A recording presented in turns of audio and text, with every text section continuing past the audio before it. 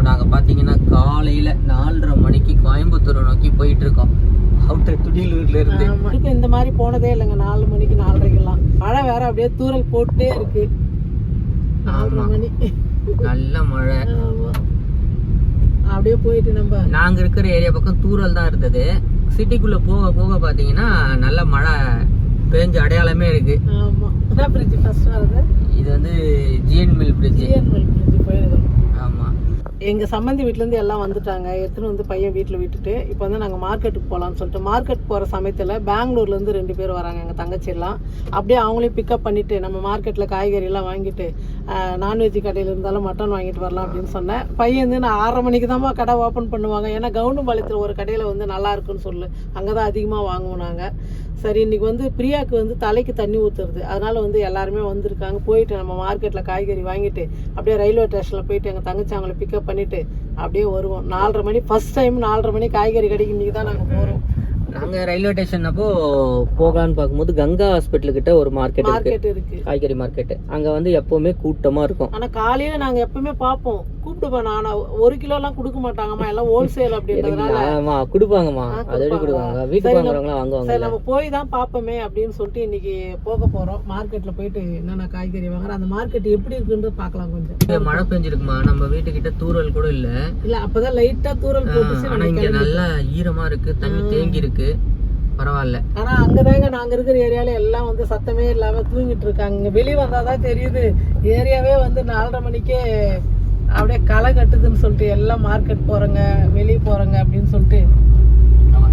அந்த மார்க்கெட் ஏரியாலாம் ரொம்ப க்ரௌடா இருக்கும். ஏன்னா கடைக்கு காய்கறி வாங்கிட்டு போறவங்க தான் ஃபுல்லா இருப்பாங்க. ஆமா. இதுல ஒண்ணு என்னன்னு பாத்தீங்கன்னா, நான் இன்னும் நைட் எல்லாம் தூங்கவே இல்லை. ஒரு 1/2 மணி நேரம் தூங்கியிருப்பேன். குழந்தை அடிக்கடிக்கு எழுந்துக்கணும். அதுவும் இல்லாமல் இன்னைக்கு தண்ணி ஊற்றுறதுனால நிறைய வேலை. நைட்டே எல்லா வேலையும் முடிச்சுட்டேன். எல்லாமே பாத்திரம் கழுவுது, வீடு துடைக்குது, எல்லாம் க்ளீனாக முடிச்சுட்டு படுத்துட்டேன். இப்போ காலையில் எழுந்து எல்லாம் வரவங்களுக்கு டிஃபன் கொடுத்துட்டு அதுக்கப்புறம் அடுத்தடுத்து நம்ம என்ன வேலை தான் பார்ப்போம். வழக்கமாகவே ஒரு நல்ல நாள்னு வந்துட்டா அம்மா தூங்க மாட்டேன். கணக்கில் மாவு அரைச்சி வச்சிருவாங்க வியாபாரம் பண்ணுறாங்க. அது 11 மணி ஆயிடுச்சு. அது 12 மணி ஆயிடுச்சுங்க மாவு அரைக்கிறதுக்குள்ள. இப்போ வந்து நாங்கள் சாய்பாபா காலனி வந்திருக்கோம். இப்போ ரூட் மாற்றி விட்டாங்க. மார்க்கெட் வெளியே போக முடியாது. மார்க்கெட் போக முடியாதா? ஆமா, பாருங்க ஆப்போசிட்ல போயிட்டு இருக்கோம். ஒவ்வொரு நாளைக்கு ஒவ்வொரு மாதிரி மாற்றி விட்டுறாங்க மாதிரி இந்த பிரிட்ஜு கட்டுறதுனால. இதாங்க மார்க்கெட்டு, கங்கா ஹாஸ்பிட்டலுக்கு முன்னாடி தான் மார்க்கெட்டு. மழை வருது. ஐயோ, இவ்வளோ கூட்டமாக இருக்குது காலையில். ஒன்றுமே பண்ணிட்டாங்க. இப்போ நம்ம வண்டி இங்கே விட்டு தான் போனோமா? எங்கேயும் போக முடியாது. போக முடியாதா? மார்க்கெட்டே போக முடியாதுனால இங்கே போய் கடையில் தான் வாங்கணும். மார்க்கெட்டுக்கு வெளியே கடைங்க இருக்குல்ல, அங்கே வாங்கிக்கலாம். இப்போ மழையில் போக முடியாது மார்க்கெட் உள்ள. பாருங்க எல்லாம் ஒன்வே பண்ணிட்டாங்க. இந்த பக்கம் வர வண்டி எல்லாம் போகிற வண்டி ஆக்கிட்டாங்க. வரதெல்லாம் அந்த பக்கமாக வருது போல இருக்கு. வர வண்டி வேற விட்டு போகணுமா? அப்போ நம்ம இந்த பக்கம் வரமாட்டோமா? வரமாட்டோம் தான் போல இருக்கு. ஓப்போ. ஆமாங்க, மார்க்கெட்டெல்லாம் உங்களுக்கு சுற்றி காமிக்கலான்னு நினச்சேன். கங்கா ஹாஸ்பிட்டலு என்ன சாய்பாபா காலனியா? சாய்பாபா காலனி உள்ளே இருக்குது. சாய்பாபா கோயில் சிக்னல் இருக்குது. அந்த சிக்னலில் கோயில் இருக்கும். போயிருக்கீங்க தானே நீங்கள்? போயிருக்கேன். ஒரு கல்யாணத்துக்கு போனேன். ஃபுல்லாக பிளாக் பண்ணிட்டாங்க. வரும்போது நம்ம வேற பக்கம் தான் வரணும். இது வழியாக உள்ளே போயிட்டு சாய்பாபா கோயில் உள்ளே வந்துட்டு அந்த எஸ்பெண்ட் பக்கமாக வெளியே வந்துக்கலாம் நம்ம. சரி, இப்போ நம்ம ரயில்வே ஸ்டேஷன் போகும் முதல்ல. பெங்களூர்லேருந்து ரயில்வே ஸ்டேஷன் வந்து கூப்பிட்டு வந்துட்டாங்க. மழையாக தூரல் போட்டதுனால வெளியெல்லாம் இறங்கவே முடியல. அப்படியே பூ மார்க்கெட் வந்திருக்கும். அதே வழியாக வந்து பூ மார்க்கெட் வந்து பூவெல்லாம் வாங்கிட்டு. ஆனால் மல்லி முள்ளெல்லாம் காலையில் இல்லையா, அதனால் வந்து ரோஸு சாமந்தி மட்டும் வாங்கிட்டோம். அடுத்தது காய்ங்கெல்லாம் போய் காய் தான் மார்க்கெட்டில் போக முடியாது நான் சொல்லியிருக்கேன். கேட்டுக்கணும் நம்ம தான். காலையில் இப்படி நடக்க வச்சிங்க பார்த்தீங்களா? அதுவும் இந்த மழையில் தண்ணியில் நடக்க வச்சோம். இங்கே பாருங்கள், சாய்பாபா காலனி காவல் நிலையம் போலீஸ் ஸ்டேஷன் பக்கத்துலேயே இருக்கும். அது ஒட்டி கடை வச்சுருக்கவங்க தான் இங்கே வாங்குறாங்க. எல்லாம் பெரிய பெரிய பையன் எடுத்துகிட்டு போகிறாங்க. எங்கள் அம்மா 1 கிலோ 1/2 கிலோ வாங்குற மாதிரி போய்கிட்டு இருக்காங்க. என்ன பண்ண போகிறாங்கன்னு தெரியல. ஆமாம், நாங்களே வந்தது இல்லை. எங்கள் அம்மா வந்து ஆல்ரெடி வந்த மாதிரியே பில்டப் தராங்க. ஆனால் இப்போ தான் நாங்களே வரோம்.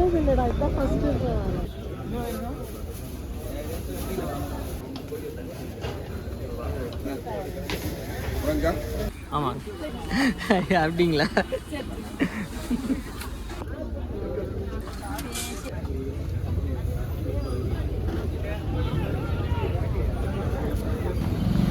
இந்த பக்கம் எவ்வளோ பெரிய மார்க்கெட் இருக்குங்கிறத நான் இன்றைக்கி தாங்க உள்ளேருந்து வந்து பார்க்குறேன். அந்த பக்கம்லாம் பார்த்தீங்கன்னா வீட்டுக்கு தேவையான மாதிரி கொஞ்சம் கொஞ்சமாக இருக்குது. ஆனால் இங்கே வாங்குறவங்க எல்லாமே பெரிய பெரிய மூட்டை கணக்காக வாங்குறாங்க காய்கறி கடைக்கு.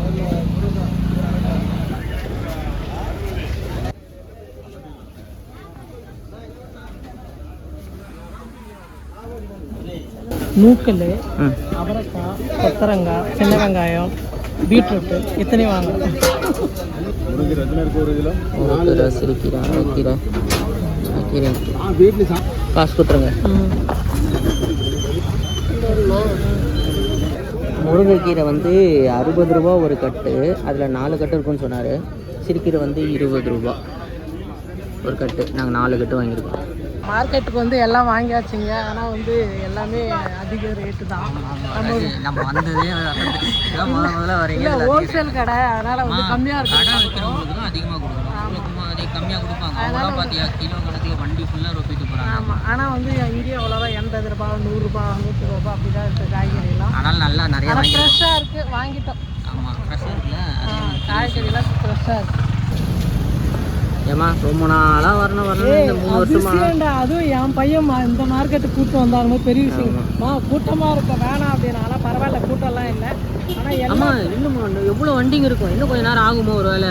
ஆனால் எல்லா காய்கறியுமே வந்து ரொம்ப ரொம்ப ஃப்ரெஷ்ஷாக இருக்குது. அதனாலே வாங்கினேன் நான். முருங்கைக்கீரை கிடைச்சிது, போயிட்டு வீட்டில் காட்டுவோம் என்னென்ன வாங்கியிருக்கணும். ஆனால் ரேட்டெல்லாம் ஞாபகம் இல்லை, ஆனால் என்னென்ன வாங்கியிருக்கணும் வேணா காட்டுறோம். ஆனால் எல்லாமே ரேட்டு 80 ரூபா, 100 ரூபா அப்படி. எவ்வளோ வாங்கினீங்க? 1/2 கிலோ வாங்கினீங்களா? இப்போ நாங்கள் அப்படியே வந்து வீட்டுக்கு கிளம்புறோம். இதுக்கு மேலே எதுவும் வாங்கணும்னு சொல்ல மாட்டாங்க, அதனால் அப்படியே நாங்கள் வீட்டுக்கு கிளம்பி வரோம். போயிட்டு வீட்டில் சொன்ன மாதிரி என்னெல்லாம் காய் வாங்கியிருக்கோம் அப்படின்னு ரேட்டு வந்து இங்கே ஜிபே பண்ணுற மாதிரி எல்லாம் கேஷ் வந்து 100 ரூபா ஒரு கடையில், 150 ரூபா ஒரு கடையில், 200 ரூபா ஒரு கடையிலும் போய்கிட்டே இருந்தது. வீட்டுக்கு போய் தான் அம்மா சொல்லுவாங்க. ஆமாங்க, மார்க்கெட்டுக்கு போயிட்டு எல்லாம் வாங்கிட்டு வந்துட்டோம். நம்ம என்னென்ன வாங்கிட்டு வந்தோன்னு பார்க்கலாம். இது வந்து பூ மார்க்கெட்டில் வரும்போதே பூ வாங்கிட்டு வந்தோம். சின்ன சின்ன பட்டன் ரோஸ். இது வந்து 40 ரூபா 1/4 கிலோ. இப்போ நம்ம குழந்தைக்கு கூடையிலலாம் இது பண்ணுவோம்ல, அதுக்கு வந்து டெக்கரேஷன்லாம் பண்ணலாம் அப்படின்னு சொல்லிட்டு இது வாங்கிட்டு வந்தேன். அப்புறம் இது வந்து பூஜைக்கு இதுவும் போட்டு எல்லாம் ஒன்றா மிக்ஸ் பண்ணி கட்டலாம். சாமந்தி, மஞ்சள் சாமந்தி, இதை வாங்கிட்டு வந்தோம். இது பூ மார்க்கெட்டில் இது வாங்கினது 2. ஏன்னா இல்லை வேறு பூ இல்லை, மல்லி இதெல்லாம் வந்து ரொம்ப லேட் ஆகுமா வரத்துக்கு, 10 மணி ஆகும்னு சொன்னாங்க கேட்டோம். அதனால் அது மட்டும் வாங்கிட்டு வந்தோம். அப்புறம் தக்காளி வந்து 40 ரூபா கிலோங்க தக்காளி. மாங்காய் வந்து கிலோ 40 ரூபா. இது வந்து 1/2 கிலோ 30 ரூபா. பாவக்காய் வந்து 30 ரூபா. சிறுக்கீரை வந்து 20 ரூபா கட்டு. அப்படியா? ஏன்னா இங்கே வந்து சிறுக்கீரை அவ்வளோ கிடைக்கிது இல்லை, அரைக்கீரை பாலக்கீரைலாம் கிடைக்குது. அதனால் வந்து சிறுக்கீரை வந்து 4 கட்டு பிரியாவுக்கு பொரியல் பண்ணி கொடுக்கறதுக்காக வாங்கினோம். அப்புறம் முருங்கைக்கீரை வந்து 60 ரூபாங்க கட்டு. 4 கட்டுன்னு சொன்னார் அவர். அந்த குவாலிட்டி. ஆமாம், அது கட்டு தான். இது பாரு, 4 கட்டு, அவ்வளோதான் ஒரு கட்டு. அதுதான் அவர் கட்டுன்னு சொன்னது. ஆமாம் ஆமாம், கருவேப்பிலெல்லாம் 10 ரூபாய்க்கு நிறையா கொடுத்தாங்க. 50 ரூபா ஆச்சு. கருவேப்பிலை, கொத்தமல்லி, புதினா. இது தாங்க வேலை கிள்றதுக்கு ரொம்ப லேட்டாகும்னு நினைக்கிறேன் எல்லாத்தையும் இருக்கிற வேலையில். இதெல்லாம் சேர்ந்து 50 ரூபா. ஆமாம். முருங்கைக்காய் வந்து ரேட்டு எவ்வளோ தெரியல. முருங்கைக்காய், கேரட்டு, பீன்ஸு எல்லாம் சேர்த்து 160 ரூபா. ஆனால் அதுதான் ரேட் அதிகம் அந்த கடையில். இல்லை, ஆமாம், அதே மார்க்கெட்டில் தான் வேறு இடத்துலலாம் கம்மியாக இருந்தது. அந்த கடையில் வந்து ஃபஸ்ட்டு. அவரைக்காய் 1/2 கிலோ. சின்ன வெங்காயம் வந்து 50 ரூபா கிலோ. பீட்ரூட் இதெல்லாம் வந்து ரேட் தெரில. ஒரு 4 ஐட்டம் வாங்கினோம், 120 110 கொடுத்தோம். ஆனால் பரவாயில்ல, ரேட்டு கம்மி. இன்னொரு கடையில் வாங்கினதெல்லாம் கம்மியாக இருந்தது. அப்புறம் இது பீன்ஸு, கேரட்டு. இது கூட்டு செய்யலான்னு சொல்லிட்டு. ஆமாம், அவங்க நமக்கு கொத்தரக்காய் கொடுக்கலையா? கொத்தரக்காய் கேட்டேனே. நீங்கள் வாங்கலை, நான் கேட்டேன்.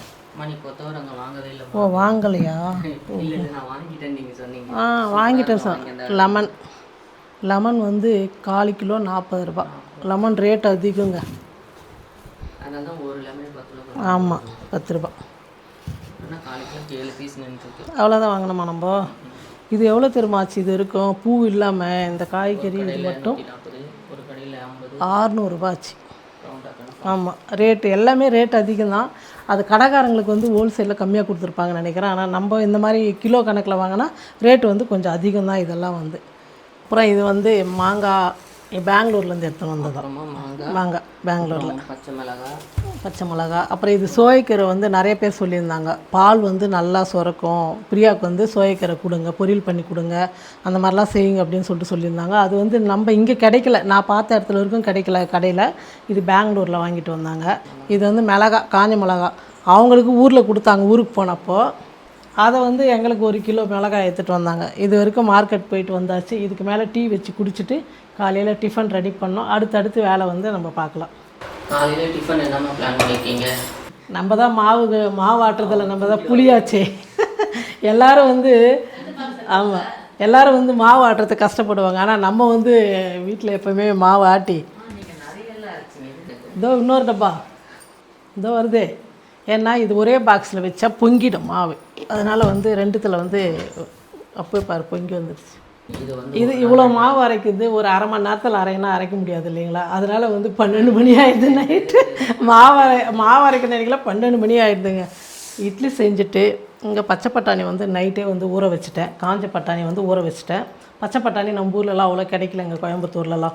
அதனால் வந்து உருளைக்கிழங்கு பச்சை பட்டாணி வந்து தேங்காயெல்லாம் அரைச்சி ஊற்றி மசாலா குழம்பு வச்சுட்டு பொங்கல் செய்ய போகிறோம், சட்னி செய்ய போகிறோம். இப்போ வந்து காலையில் சூடாக வெளியே போயிட்டு வந்தோமா, ஒரு காப்பி ஒன்று குடிச்சிட்டு டீ கேட்பாங்க பையன். ஆனால் நான் வந்து காப்பி குடித்தா தான் நமக்கு வந்து கொஞ்சம் ஃப்ரெஷ்ஷாக வேலை செய்ய முடியும். அதனால் வந்து காப்பி போட போகிறேன். அப்பா காப்பி தூள் வாங்கிட்டு வான்னா இந்த 2 ரூபா பாக்கெட் தவிர வேறு ஏன்னு கேட்டால் பாட்டில் வாங்கிட்டு வந்தால் கட்டி போயிடுமா. அதனால் இது என்ன ஒரு பாக்கெட்டு. அப்பா அப்படி தான் சொல்லுவார். அது ரீசன் இல்லை, நான் எதுக்கு வாங்குவேன், அது குவான்டிட்டி கம்மி, ரேட் ஜாஸ்தி. கேன்டீனில் வாங்கிட்டு வந்துக்கிறாங்க. அதை வந்து நம்ம இன்னொரு வீடியோவில் பார்க்கலாம், நம்ம என்னென்ன வாங்கிட்டு வந்துக்கிறோம் அப்படின்னு சொல்லிட்டு. இதுதாங்க அப்பா வாங்கின சன்ரைஸ். இது அவர் வந்து 1 போட்டுக்குவார், நான் வந்து எனக்கு என் பையனுக்கும் 2 ரூபா சன்ரைஸ். நான் ஒன்றே தனியாக போட்டு. இப்போ நாங்கள் வந்து 3 பேர் காப்பி குடிக்க போகிறோம். 2 பாக்கெட் போட போகிறேன். 4 ரூபா போகுது இல்லை 3 பேருக்கு. ஆமாம், பால் காஞ்சிடுச்சு. காப்பி போட்டு குடிச்சிட்டு அடுத்தது டிஃபன் நம்ம என்னென்ன செய்கிறோன்னு சொல்லிட்டு அப்படியே கண்டினியூ பண்ணலாம்.